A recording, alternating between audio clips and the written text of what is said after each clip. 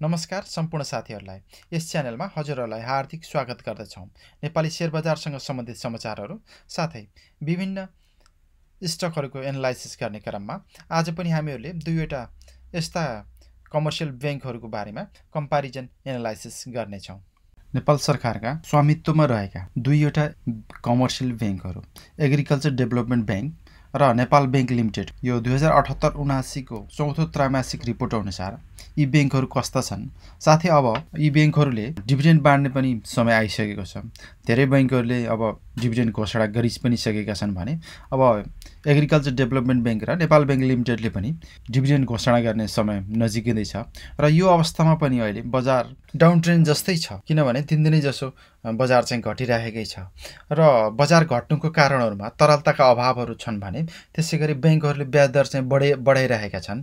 त्यसले गर्दा यता स्टक मार्केट चाहिँ घटिरहेको छ। यद्यपि लङ टर्म इन्भेस्टरहरूलाई चाहिँ यो लगानी गर्ने चाहिँ सुवर्ण मौका हुन सक्छ, किनभने 3200 को मार्केट अहिले घटेर 1800 को बिन्दुको हाराहारीमा आइपुगेको छ र त्यसैले गर्दा लङ टर्म इन्भेस्टरहरूलाई साथै सर्ट टर्म इन्भेस्टरहरूलाई पनि कुन ब्याङ्कको स्टक चाहिँ किन्दाखेरि राम्रो हुन्छ भन्ने विषयमा हामीहरू आज चर्चा गर्दैछौँ।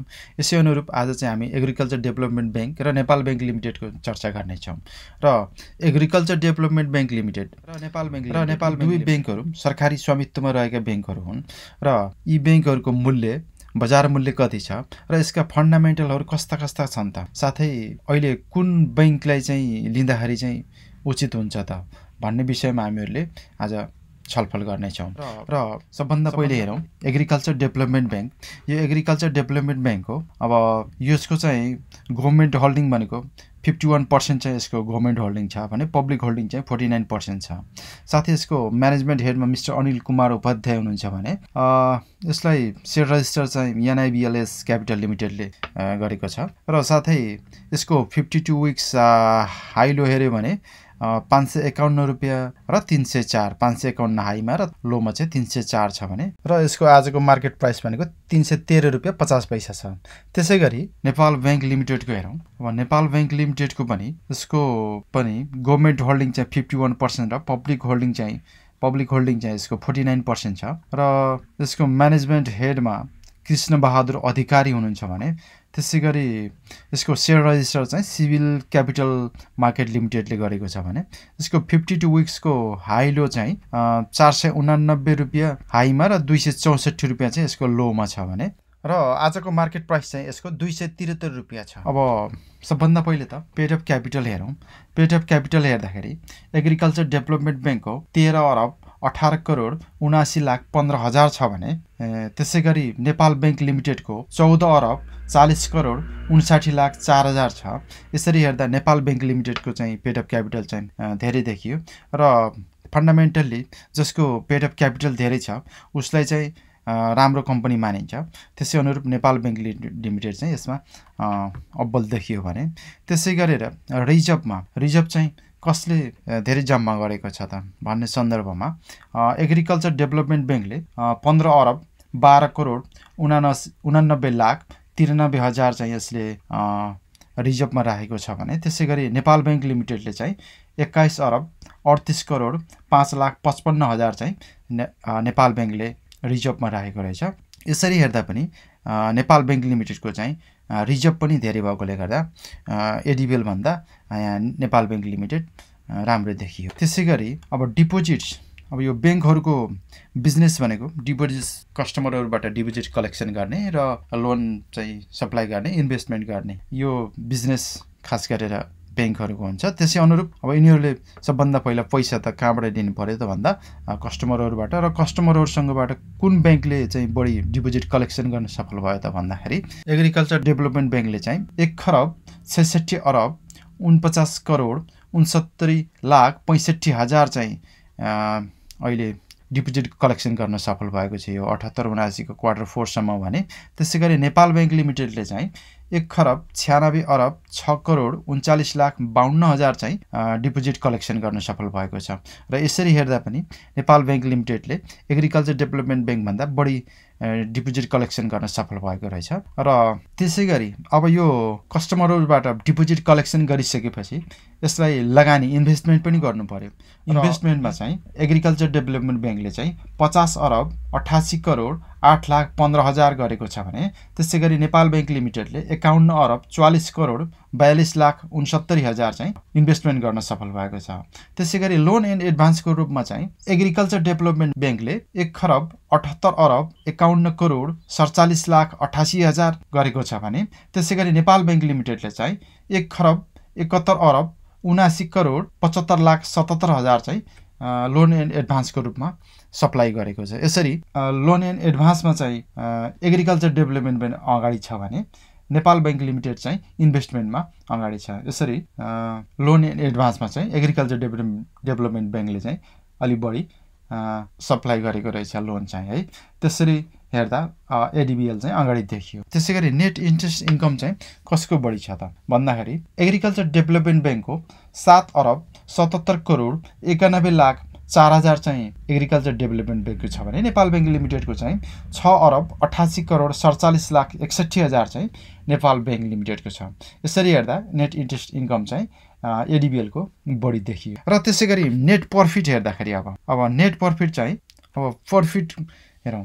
अब नेट प्रॉफिटमा हेर्दाखेरि चाहिँ एडीबीएल को चाहिँ 2 अरब 36 करोड 40,95,000 चाहिँ एडीबीएल को छ भने त्यसैगरी नेपाल बैंक लिमिटेडको चाहिँ 3 अरब 26 करोड 60,85,000 चाहिँ नेपाल बैंक लिमिटेडको छ। यसरी हेर्दा नेपाल बैंक लिमिटेड चाहिँ नेट प्रॉफिटमा चाहिँ धेरै देखिन्छ। र लगानीकर्ताहरूलाई सबभन्दा आवश्यक कुरो भनेको डिभिडेन्ड हो। लगानीकर्ताहरूले प्राप्त गर्ने भनेको डिस्ट्रिब्युटेबल प्रॉफिट हो। यो चाहिँ कति दिन सक्छ त? डिस्ट्रिब्युटेबल प्रॉफिट कति छ त? एग्रिकल्चर डेभलपमेन्ट बैंकको डिस्ट्रिब्युटेबल प्रॉफिट हेर्यो भने 3 अरब 90 करोड 69,90,000 बराबर चाहिँ एडीबीएल को डिस्ट्रिब्युटेबल प्रॉफिट छ भने त्यसैगरी नेपाल बैंक लिमिटेडको चाहिँ 1 अरब 54 करोड 66,84,000 चाहिँ नेपाल बैंक लिमिटेडको डिस्ट्रिब्युटेबल प्रॉफिट छ। यसरी डिस्ट्रिब्युटेबल प्रॉफिट हेर्दाखेरि चाहिँ एडीबीएल को अहिले धेरै देखिन्छ। की रेशियोको कुराहरु गरौँ।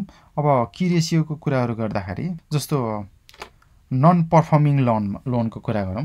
नन परफर्मिङ लोन चाहिँ एडीबीएल को चाहिँ 1.68% छ भने एनबीएल को चाहिँ 1.9% रहेछ। र यो 1.68% भनेको एडीबीएल को चाहिँ कम रहेछ। र यो नन परफर्मिङ लोन भनेको जति थोरै भयो उति नै राम्रो। किनभने यदि कुनै पनि बैंकले 100 रुपैयाँ बराबर लगानी गर्छ भने त्यसबाट उठाउन नसकेको ऋण जुन ब्याड डेब्ट छ त्यो चाहिँ 1.68 चाहिँ उठाउन नसकेको मानिन्छ, ब्याड डेब्ट्समा जान्छ। त्यसैले गर्दा यो एडीबीएल को चाहिँ 1.68 छ भने त्यसैगरी एनबीएल को चाहिँ 1.90 छ भनेपछि एडीबीएल को चाहिँ यसमा राम्रो देखियो जुन 1.68% छ। र त्यसैगरी नेट वर्थ हेरौँ।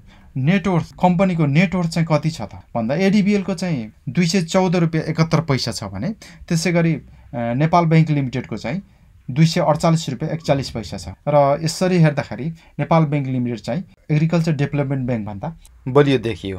र त्यसैगरी अर्निङ पर शेयर हेरौँ, ईपीएस हेरौँ। ईपीएस हेर्दाखेरि एडीबीएल को चाहिँ 17.92 छ भने त्यसैगरी नेपाल बैंक लिमिटेडको चाहिँ 22.67 छ। र ईपीएस पनि धेरै भएको नै राम्रो हो अर्निङ पर शेयर। त्यसकारणले नेपाल बैंक लिमिटेडको 22.67 भनेको नेपाल बैंक लिमिटेड चाहिँ यसमा राम्रो देखियो। त्यसैगरी डिस्ट्रिब्युटेबल ईपीएस वितरण योग्य प्रतिफल प्रति शेयर चाहिँ एग्रिकल्चर डेभलपमेन्ट बैंकको 29.62 छ भने त्यसैगरी नेपाल बैंक लिमिटेडको 10.73% मात्रै छ। यसर्थ यो साल डिस्ट्रिब्युट गर्ने प्रॉफिटमा एग्रिकल्चर डेभलपमेन्ट बैंकले 29.62% बराबर डिभिडेन्ड दिन सक्ने क्यापेसिटी राखेको छ भने नेपाल बैंक लिमिटेडले मात्र 10.73% बराबर डिभिडेन्ड दिन सक्ने क्यापेसिटी राखेर बसेको छ। यसरी एडीबीएलले 29.62% बराबर डिभिडेन्ड दिन सक्छ भने र कति दिन्छ? अब 29.62 बराबर दिन्छ अथवा त्योभन्दा बढी दिन्छ अथवा त्योभन्दा तल दिन्छ।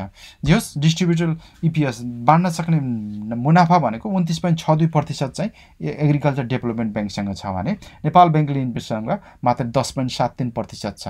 यसरी हेर्दा एग्रिकल्चर डेभलपमेन्ट बैंकले अहिले यो सालमा चाहिँ नेपाल बैंक लिमिटेड भन्दा बढी डिभिडेन्ड दिन सक्ने देखिन्छ। त्यसैगरी PE ratio price to earning ratio चाहिँ हेर्दाखेरि एडीबीएल को 17.49% छ भने नेपाल बैंक लिमिटेडको 12.04% छ। जुन चाहिँ पी रेसियो 15 भन्दा तल राम्रो मानिन्छ, धेरै राम्रो मानिन्छ ब्याङ्कहरुमा। त्यसले गर्दाखेरि नेपाल बैंक लिमिटेडको भनेको 12.04 छ, जसमा लगानी गर्दाखेरि रिस्क चाहिँ कम छ। अब यो 12.04% मात्रै छ है यसको पी रेसियो चाहिँ। त्यसैगरी रिटर्न अन इक्विटी, अब रिटर्न अन इक्विटीको कुरा गर्दाखेरि एडीबीएल को चाहिँ 8.34% छ भने नेपाल बैंक लिमिटेडको 9.12% छ। र यसरी हेर्दाखेरि आरओई पनि धेरै भएको नै राम्रो मानिन्छ। त्यसैले गर्दा यो नेपाल बैंक लिमिटेडको रिटर्न अन इक्विटी पनि 9.12% छ, जुन एग्रिकल्चर डेभलपमेन्ट बैंकको भन्दा बढी छ। र अन्त्यमा हामीहरूले यी बैंकका डिभिडेन्ड हिस्टोरी हेरौँ, जसले विगतका वर्षहरूमा कस्तो किसिमको डिभिडेन्ड दिइरहेका थिए र आगामी वर्षहरूमा कस्तो डिभिडेन्ड देलान् भन्ने अनुमान गर्न सकिन्छ। र सबभन्दा पहिला एग्रिकल्चर डेभलपमेन्ट बैंकको एडीबीएल को डिभिडेन्ड हिस्टोरी हेरौँ। यो एडीबीएल को डिभिडेन्ड हिस्टोरी हेर्दाखेरि 73-74 मा 21.05% डिभिडेन्ड बाँडेको छ। यसले त्यसमा 20% बोनस र 1.05% क्याश दिएको छ। त्यसैगरी 74-75 मा पनि 21.05% नै डिभिडेन्ड बाँडेको छ। 15% क्याश र 6% चाहिँ बोनस दिएको रहेछ त्यति बेला। त्यसैगरी 75-76 मा हेर्यो भने 30% बोनस दिएको छ, 24% क्याश र 6% बोनस दिएको रहेछ। र त्यसैगरी 76-77 मा हेर्यो भने 15.79% डिभिडेन्ड दिएको छ, जसमध्ये 0.79% क्याश र 15% चाहिँ बोनस दिएको छ। भने 77-78 मा चाहिँ 21.05% डिभिडेन्ड दिएको रहेछ, जसमा 1.05% क्याश र 20% चाहिँ बोनस दिएको रहेछ। यसको यसरी हेर्दाखेरि 21% 3-4 वर्ष जस्तो चाहिँ यसले लगातार 21.05% बोनस दिएको रहेछ भने बीचमा 30% र 15.79% पनि बोनस दिएको रहेछ। त्यसैगरी नेपाल बैंक लिमिटेडको डिभिडेन्ड चाहिँ कस्तो छ र नेपाल बैंक लिमिटेडको चाहिँ त्यति लामो डिभिडेन्ड हिस्टोरी छैन यससँग। र यसले चाहिँ 75-76 मा चाहिँ 25% डिभिडेन्ड दिएको रहेछ भने 10% क्याश र 15% बोनस दिएको रहेछ। त्यसैगरी 76-77 मा 16% डिभिडेन्ड दिएको छ, 4% क्याश र 12% बोनस। त्यसैगरी 77-78 मा चाहिँ यसले 17% डिभिडेन्ड दिएको छ, 3% क्याश र 14% चाहिँ बोनस दिएको छ। यसरी यसको डिभिडेन्ड हिस्टोरी चाहिँ त्यति लामो छैन र एडीबीएलले चाहिँ लामो समयदेखि डिभिडेन्ड दिइरहेको हिस्टोरी देखिन्छ। यसरी गत आर्थिक वर्ष 2078-79 को चौथो क्वार्टरको रिपोर्ट अनुसार हामीहरूले नेपाल बैंक लिमिटेड र एग्रिकल्चर डेभलपमेन्ट बैंकको फन्डामेन्टल अवस्था कस्तो छ भन्ने कुराको जानकारी लियौं र थोरै भए पनि यहाँहरूले यस भिडियोबाट जानकारी प्राप्त गर्नुभयो होला भन्ने हामीहरूले आशा गरेका छौं। र साथै स्टक मार्केट भनेको आफैमा जोखिमको क्षेत्र हो, यसमा लगानी गर्नु पूर्व राम्रो अध्ययनको चाहिँ आवश्यकता पर्दछ। त्यसैले हजुरहरूले लगानी गर्नुभन्दा अगाडि राम्रो अध्ययन गर्नु होला र यो भिडियो चाहिँ नितान्त जानकारीको लागि भएको हुँदा यसकै आधारमा कारोबार चाहिँ नगर्नु हुन अनुरोध गर्दछौं। साथै यहाँसम्म भिडियो हेरिदिनु भएकोमा यहाँहरूलाई धन्यवाद। यस्तै जानकारीहरू हेर्न र सुन्नको लागि हाम्रो च्यानललाई सब्स्क्राइब गर्न नबिर्सनु होला। साथै मन पर्यो भने लाइक र मनमा लागेका केही कुराहरू कमेन्ट गर्न नबिर्सनु होला। साथै साथीहरूलाई सुनाउनको लागि शेयर गर्न र छेउमा रहेको बेल आइकनलाई पनि क्लिक गर्न नबिर्सनु होला।